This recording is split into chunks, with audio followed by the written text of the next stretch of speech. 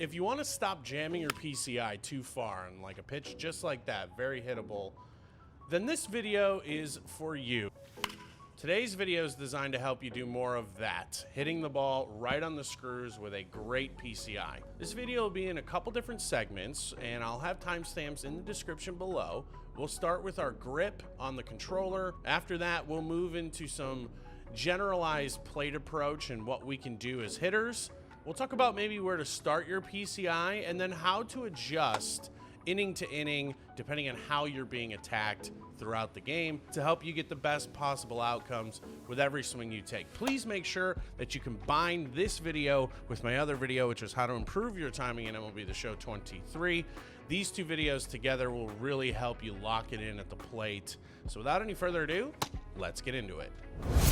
So the first thing I want to look at here is with my controller. I do use a Control Freak. You don't have to. I find that you really don't need them, but they are kind of nice if you want extra control. There's a couple different ways to grip your controller in a way that's going to help you. My personal favorite is the claw grip, and I typically use my middle finger to rest on L1. You can tuck it underneath though if that's more comfortable for you, but I like to do a claw grip, and then especially early on, I like to kind of keep it loose. And once I get 2 strikes, I kind of grab the base or like just underneath the rubber here, and I really try to have short, precise movements, especially with 2 strikes. We'll get more into the actual approach side of things later. Now, this is great for somebody who is slamming the PCI too much or doesn't want to get into the habit of overshooting the PCI, but it's not a fix-all. So if you're somebody who isn't moving the PCI enough, another grip I would encourage you to have, and this is where I think Control Freaks really come into play. You're gonna think this is a normal grip, but what I really want you to do is bend this thumb and put it on the very tip of your thumb on the thumbstick. You're gonna find, and this can work instead of a claw grip too, you're gonna find that you're gonna have a lot more control and precision over where you want that PCI to go, and you can still make super fast movements. Now the key is you don't want to push too hard because you'll click in and it gets harder to control, but you definitely want to have a good firm grip. And these work best. This kind of grip works best with concave sticks because the concave sticks are the concave Control Freaks basically let you kind of sink that thumb in and the sides kind of wrap around you, so slipping off isn't as common. For me personally, I'm a really big claw grip guy, and I think it works really well. So with that being said, let's take a quick look at settings, and then we'll talk about what we can actually do with our PCI when game time comes. All right, so let's take a look here at PCI placement and what we can do. I really like to do very short moves. If I have short movements and it's anywhere near this PCI, I don't have to overcompensate. And so I use the claw grip and I just make short movements. I don't have to do any sort of jamming. I don't have to move the stick really far. And I like to time my stick movement around the time of my swing. So when I'm getting ready to swing is when I will make that movement. If I do it, I know if my timing's bad, not only because of the feedback, but if I didn't move my stick quick enough. I swung before I moved my stick, and it cost me. That time I was all over it. It was a good swing with a good PCI. So short movements is the biggest key I can give you as a hitter to use your PCI, and that's why we talked about those 2 different grips, and it allows you to have the ability with more control. How many times have you had a pitch down in a spot where you felt like you could have really hit it and you just missed it because the PCI wasn't good? Cannot get overly concerned with always perfect PCIs, because this inner PCI here that you're going to see on screen here in just a second, this inner PCI is the big key factor. So what does that look like on a same-handedness? It's pretty much the exact same. So here's a guy like Mitch Keller. He's obviously arm side is going to be the inside corner instead of a guy like Rich Hill, whose arm side was the outside corner. And so because wherever the arm side is, I like to cheat just a little bit more, because if he's going to throw the ball to the other side anyway, I do need to be a little bit later. And the goal for me is to just not jam on a pitch too low. A lot of pitchers will start throwing you outside, and you're going to notice that you're going to make a lot more outs on pitches out here than you ever will on a pitch inside. And so I like to cheat the PCI a tiny bit on the inside corner because I know I can get to anything here. if it's late in the count, I'll kind of do something like this where I'll sit middle, maybe just a touch away so I can get to that pitch right there, because later in the count, I'm more likely to get that slider. I'm more likely to get that circle change because he knows I'm protecting that inside corner. I've already shown my hand probably in the at bat.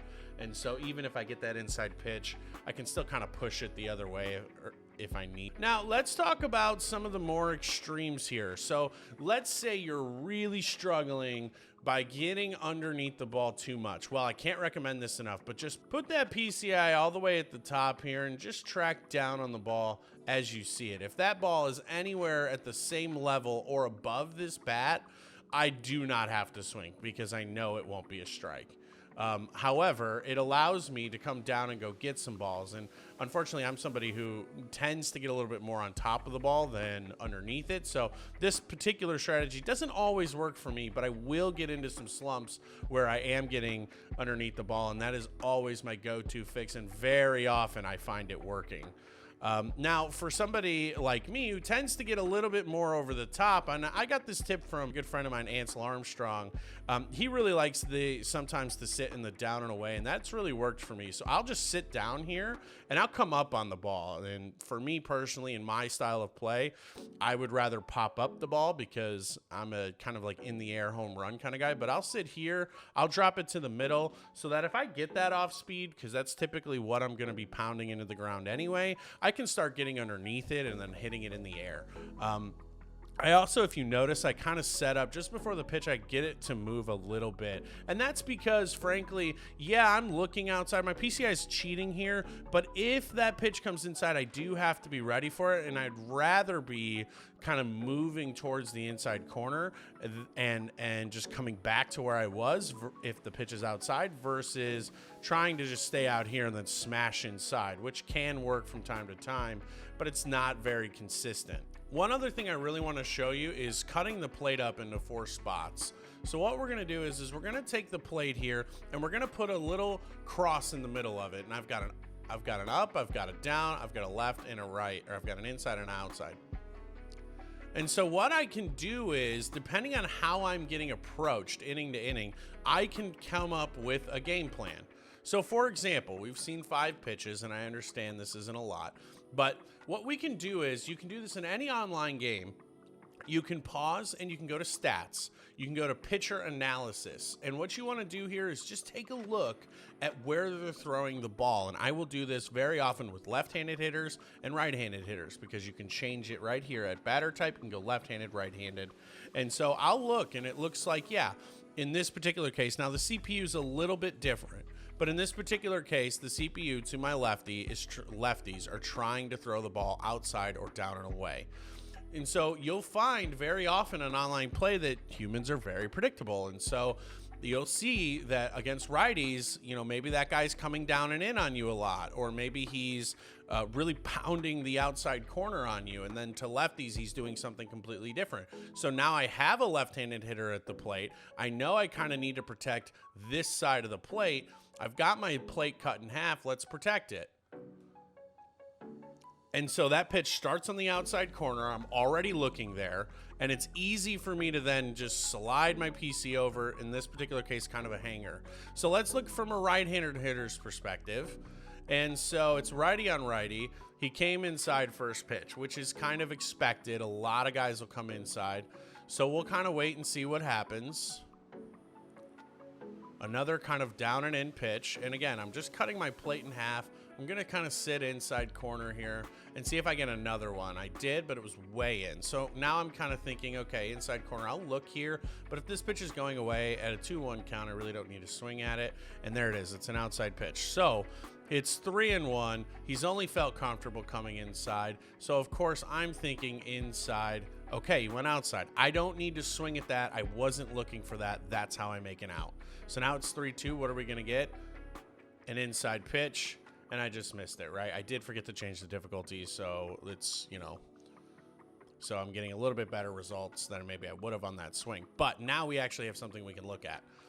So if we look at how maybe he approaches a right-handed hitter, now I'm seeing, okay, so I was a little bit mistaken. The inside pitch wasn't a big deal to him.